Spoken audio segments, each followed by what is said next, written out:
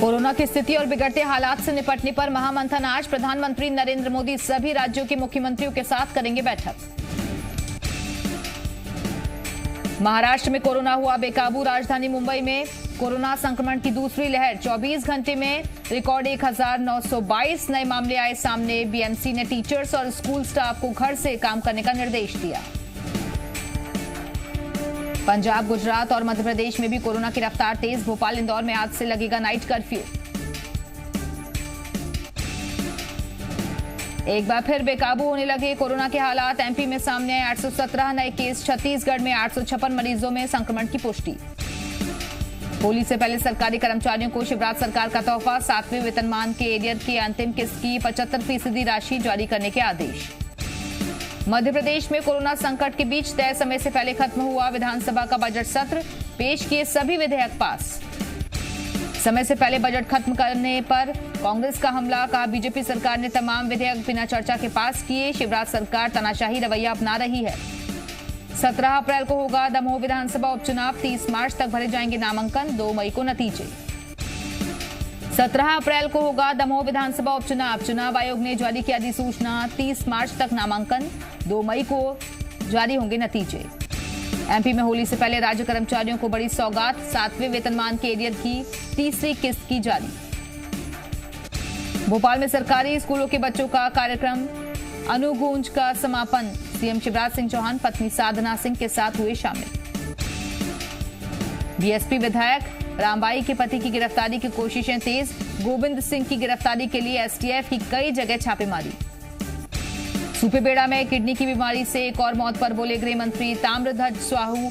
कहा 15 साल में बीजेपी ने इस समस्या का समाधान क्यों नहीं किया। कांग्रेस सरकार मामले को गंभीरता से ले रही है। सुपेबेड़ा में एक और मौत पर सियासत शुरू। बीजेपी ने भूपेश सरकार पर उठाए सवाल। कहा कांग्रेस बड़े बड़े दावे करती थी लेकिन सुपेबेड़ा के लोगों को शुद्ध पेयजल तक उपलब्ध नहीं हो रहा है। रीवा में शिक्षा विभाग में 4 करोड़ के घोटाले की जांच शुरू। कलेक्टर ने शिक्षा विभाग के 2 कर्मचारियों को निलंबित किया। रीवा में मेडिकल पीजी परीक्षा में एडमिशन दिलाने के नाम पर ठगी करने वाले गिरफ्तार। पुलिस ने एक आरोपी को हरियाणा से पकड़ा। रतलाम में रिश्वत लेते हुए वन विभाग के डेप्यूटी रेंजर गिरफ्तार। तनवीर खान को 25,000 रुपए की रिश्वत लेते लोकायुक्त ने पकड़ा। सतना के शासकीय स्कूल में छात्र की बेरहमी से पिटाई। शोर मचाने पर डस्टर से पीटा जिससे छात्र का कान कटा और परिजनों ने स्कूल प्रबंधन और थाने में शिकायत की। शिवपुरी में किड्स गार्डन स्कूल प्रबंधन पर आरोप।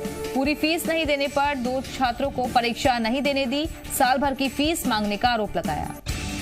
मंडला में एक फरियादी ने अधिकारियों के पैर पकड़कर किया हंगामा। 12 साल से सुनवाई न होने की शिकायत की।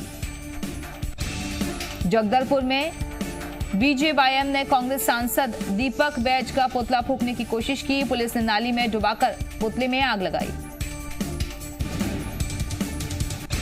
जगदलपुर में पुलिस ने 2 हीरा तस्करों को किया गिरफ्तार। आरोपियों से 545 नग हीरे बरामद। मुंबई के बताए जा रहे हैं दोनों आरोपी। उज्जैन में दिन दहाड़े दुकानदार को धमकाते दिखे बदमाश। सीसीटीवी में कैद हुई घटना। पश्चिम बंगाल में टीएमसी जारी करेगी चुनावी घोषणा पत्र। ममता कर सकती हैं फ्री राशन डिलीवरी का ऐलान। कई पुरानी योजनाएं रह सकती हैं जारी। आज शाम दिल्ली में बीजेपी केंद्रीय चुनाव समिति की बैठक। बंगाल के 5वें चरण के उम्मीदवारों के नामों पर लग सकती है मुहर।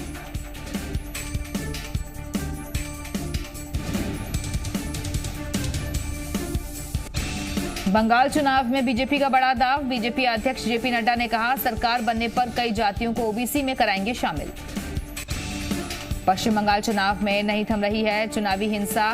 पुरुलिया में बीजेपी के चुनावी रथ में तोड़फोड़। टीएमसी पर हमले का आरोप। बीजेपी संसदीय दल की बैठक आज। प्रधानमंत्री नरेंद्र मोदी समेत दोनों सदनों के बीजेपी सांसद शामिल होंगे। वैक्सीन को लेकर होगी चर्चा।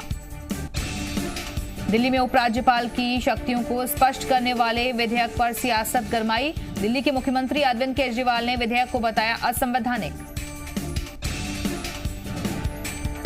वर्ल्ड एयर क्वालिटी रिपोर्ट 2020 जारी। दुनिया के 30% शहरों में भारत के 22 शहर शामिल। दिल्ली सबसे प्रदूषित राजधानी। स्विस संगठन IQ एयर ने तैयार की रिपोर्ट।